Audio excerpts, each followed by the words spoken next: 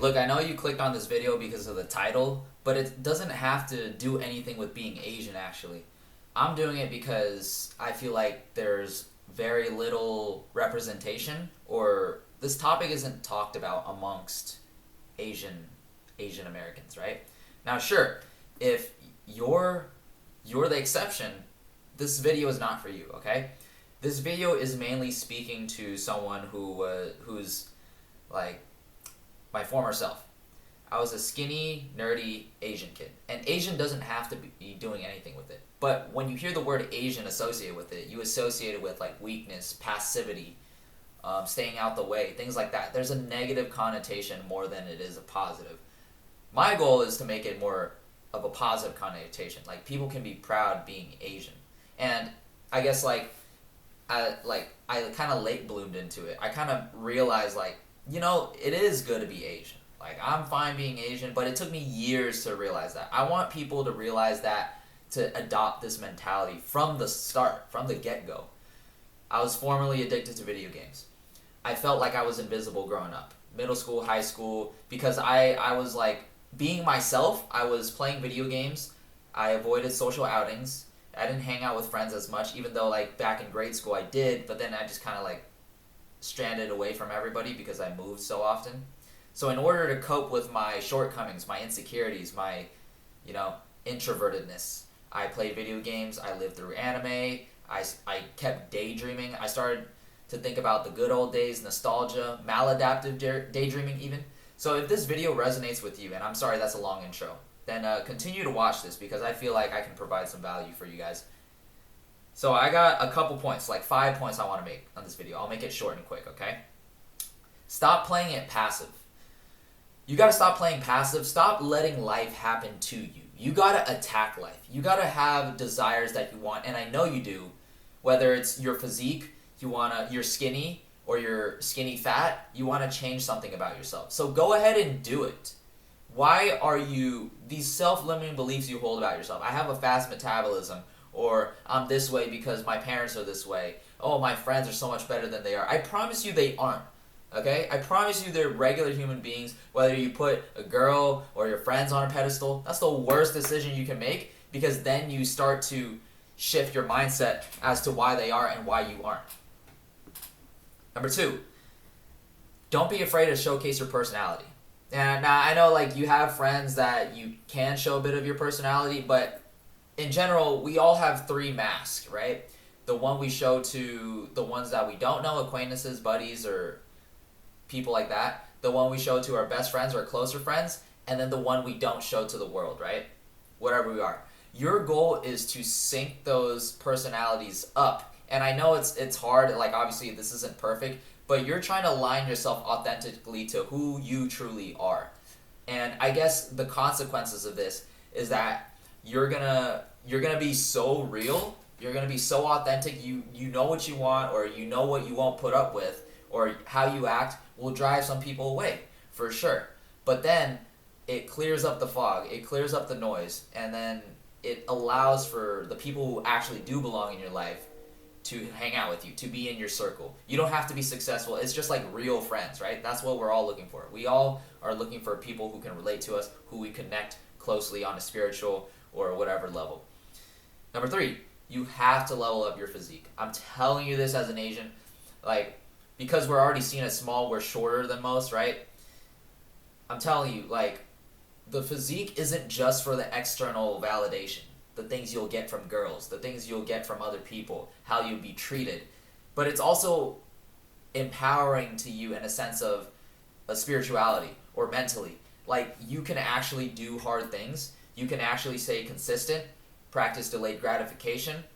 As a skinny guy, you have to actually eat more when you don't feel like it. You have to learn how to do things to work out when you don't feel like it. And it teaches you a lot of important life lessons. I remember, because especially if you grew up playing sports, coaches or whatever, the reels you scroll, the YouTube videos you watch, the motivational videos you watch before a game or late at night, 3 a.m., that feeling that you feel of pushing yourself, discipline, hard work, obviously not to the point of burnout, but the point to prove yourself that you can be better than who you were. And if you want to chase a level that you've never reached, then you have to hang around with the same hungry wolves. You have to be around the same mindset.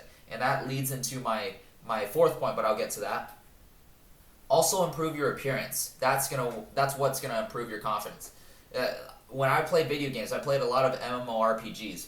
I would dress the character, or I would watch anime. I would envision myself as this badass anti-hero, right?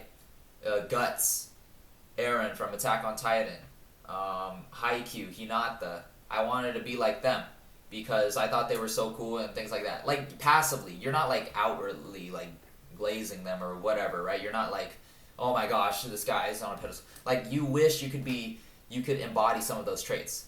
You can. The thing is, it takes time. Everyone thinks it's an overnight process, but the thing is like, it's such a way to go. You have to learn how to enjoy the process, the journey, the solo leveling in real life. And that comes from consistency and dedication and having a bigger why. What is your true why? And you got to be deep down honest with yourself. If you're trying to find counter arguments, trying to nitpick what I say in this video, and you're thinking in your head of why, like, oh, this guy, see, you're already thinking too much about it. Like, I want you to know, like, or not, you're just denying at some point. There's a reason why you still keep watching this video, right? You're denying. The more you deny, the more you place more self-limiting beliefs on yourself. Because once you truly decide to have an open mind and actually explore what's uncomfortable, and it's within your realm, you have to like literally destroy the old version of yourself in order to know what I'm talking about. It's because you haven't seen the other side yet. Maybe you have seen a little bit. Maybe you have pushed a little bit, but stopped short and you didn't commit all the way through. This video is a sign for you to commit all the way through. Which leads into my fourth point. Surround yourself with these type of people. Surround yourself with the winners. With the people who are more confident. Even if they're not Asian. I know like in my content I talk a lot about like not feeling close because I'm Vietnamese American. I don't feel Vietnamese enough.